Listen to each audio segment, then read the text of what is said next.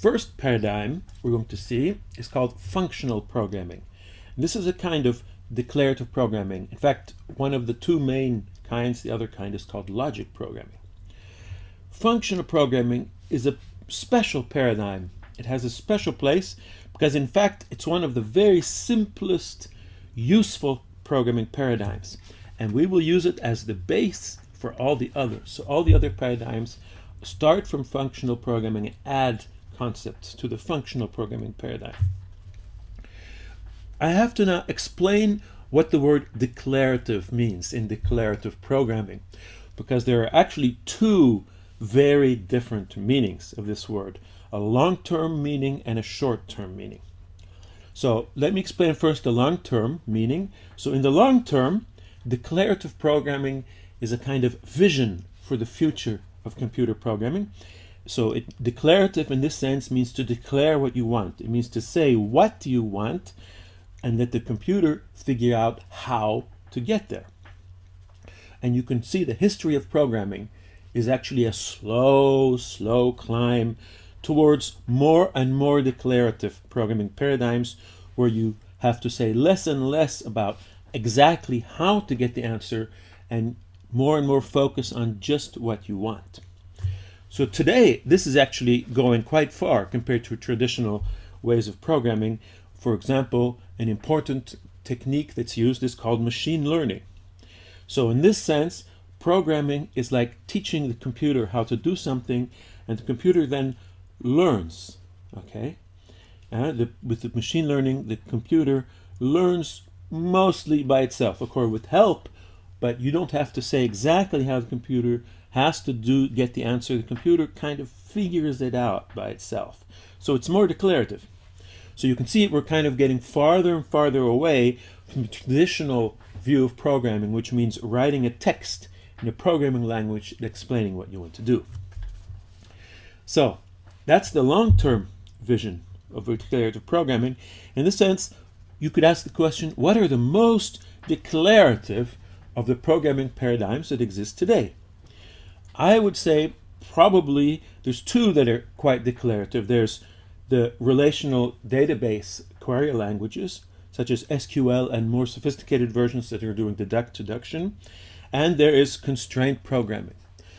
Both of these are really very declarative in the sense that you just give a logical statement of what you want, sort of, and you have to give it a little bit more than that, but basically that's the idea, and then it figures out the result. Okay, so all that is more the long-term vision of declarative programming.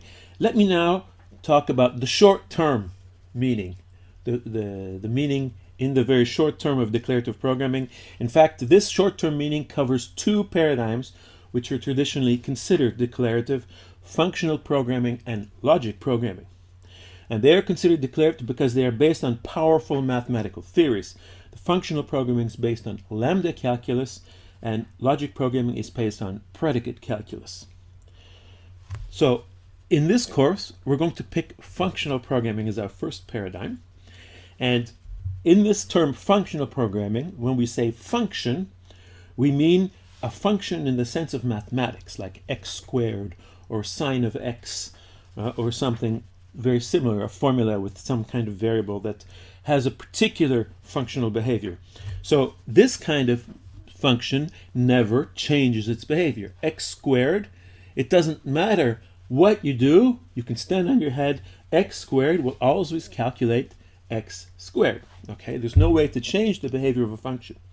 So one can say for functional programming that a function or a program which contains many functions, a function that works today will work tomorrow. That's kind of a principle of functional programming, is that the programs do not have any internal memory. They don't change their behavior. And this kind of programming, where the program does not have any internal memory, is called stateless. And stateless programming is actually a very powerful, a very good idea when it can be used, because it really makes maintenance very much simplified, and you don't usually add bugs. So the change comes not from the function itself, which has no memory, but from the arguments in the way you call it. Okay.